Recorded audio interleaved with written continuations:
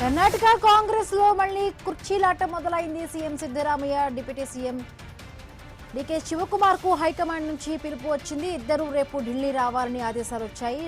CM పదవి కోసం DK Shivakumar lobbying చేస్తున్నారని తెలుస్తోంది. సీఎంను మార్చేందుకు రాహుల్ గాంధీ విముఖత చూపిస్తున్నారని సమాచారం. డీకే శివకుమార్ కు హోంశాఖ ఇస్తామని హామీనిచ్చారని ప్రచారం జరుగుతోంది. డీకే సోదరుడు సురేష్ కు రాజ్యసభ పదవి ఆఫర్ చేశారని తెలుస్తోంది.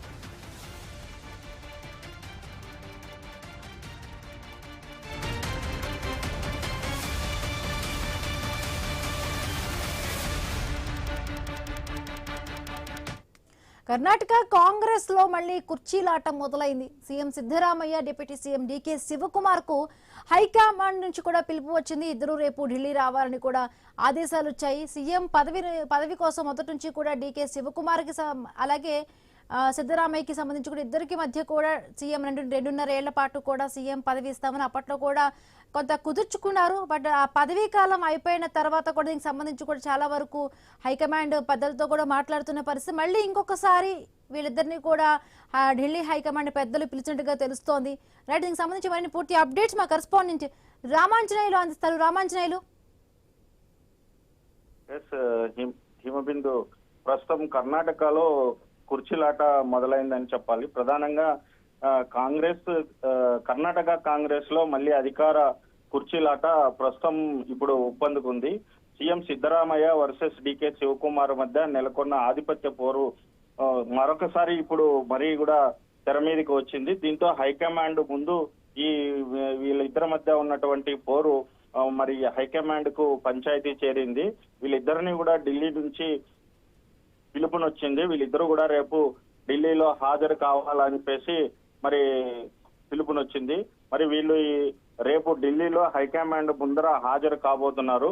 ప్రధానంగా ఈ సీఎం కుర్చీ మీద 2 ఏళ్ల నుంచి కూడా డీకే శివకుమార్ కళ్ళు ఉన్నాయి.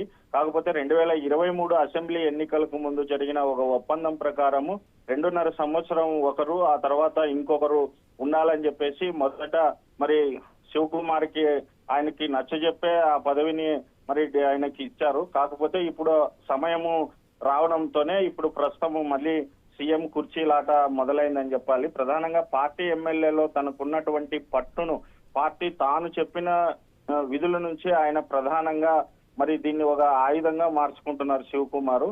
మరి ఇప్పుడు ప్రస్తుతానికి ఈ కర్ణాటకలో మరి హైకమాండ్ తీసుకున్నటువంటి ఈ నిర్ణయాన్ని మరి ఎట్లా మారుస్తుంది అనే దాని మీద ప్రధానంగా ఈ కర్ణాటక రాజకీయాలు ఉండబోతున్నాయి. హైకమాండ్ తీసుకునేటువంటి మరి ఈ నిర్ణయం మీద ప్రస్తుతం మరి కర్ణాటకలో రాజకీయ మార్పు జరుగుతుందని ప్రధానంగా చెప్పాలి. కాకపోతే ఈ 2 ప్రధానమైన కులాల మధ్య ఈ పోరు జరుగుతుంది చాలా రోజుల నుంచి.